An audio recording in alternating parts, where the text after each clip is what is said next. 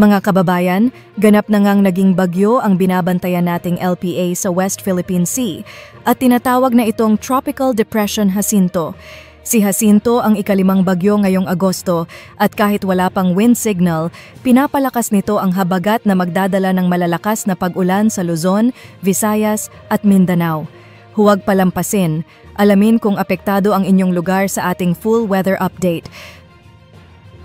Magandang hapon sa ating lahat. Narito na ang ating latest weather update ngayong hapon ng Thursday, August 28, 2025. Bago tayo magsimula, huwag kalimutang i-like ang video na ito, i-share sa inyong mga kaibigan, at mag-follow or mag-subscribe sa ating channel. Pindutin na rin ang notification bell para lagi kayong updated sa ating mga weather updates. Ayon sa Pag-asa, ganap na nga pong naging bagyo ang low pressure area na ating binabantayan sa may West Philippine Sea. At ngayon ay tinatawag na natin ito bilang Tropical Depression Jacinto. Si Jacinto ang ikalimang bagyo ngayong buwan ng August at ikasampung bagyo naman ngayong taon. Ayon sa Pag-asa, si Tropical Depression Jacinto ay huling namataan sa layong 480 kilometers kanluran ng Cape Subic, Zambales. Bagamat malayo ito sa kalupaan, ang extension ng kanyang kaulapan o cloud bands ay nakakaapekto sa kanlurang bahagi ng Northern at Central Luzon, pati na rin sa Nueva Vizcaya at Quirino.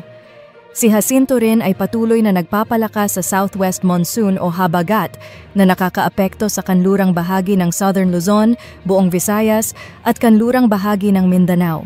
Dahil dito, asahan ang scattered rains and thunderstorms sa mga nabanggit na lugar.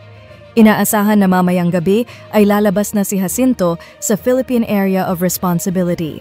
Habang nasa West Philippine Sea, posibleng mag-strengthen ito bilang tropical storm bago mag-landfall sa northern or central Vietnam bukas.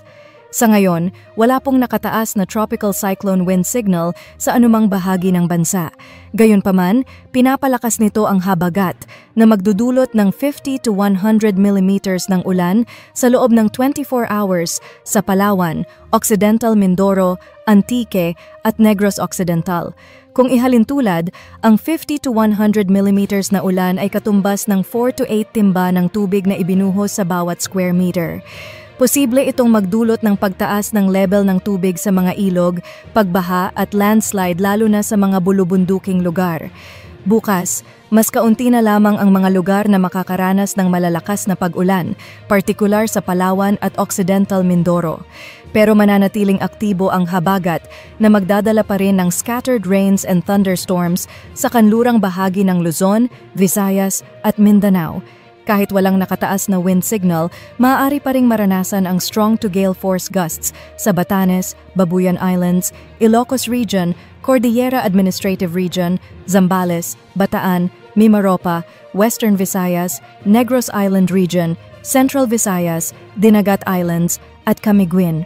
By Saturday, mas kakaunti na lamang ang makakaranas ng malalakas na hangin, particular sa Batanes, Babuyan Islands, Pangasinan, Zambales, Lubang Island, Romblon at Palawan. At sa sea condition, wala ring nakataas na gale warning sa alinmang baybaying dagat ng bansa. Ngunit posible pa rin ang moderate to rough sea conditions lalo na sa Palawan at sa West Philippine Sea, pati na rin sa Sulu Sea.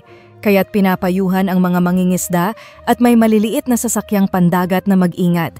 At iyan po ang latest update natin tungkol kay Tropical Depression Jacinto at sa epekto ng southwest monsoon.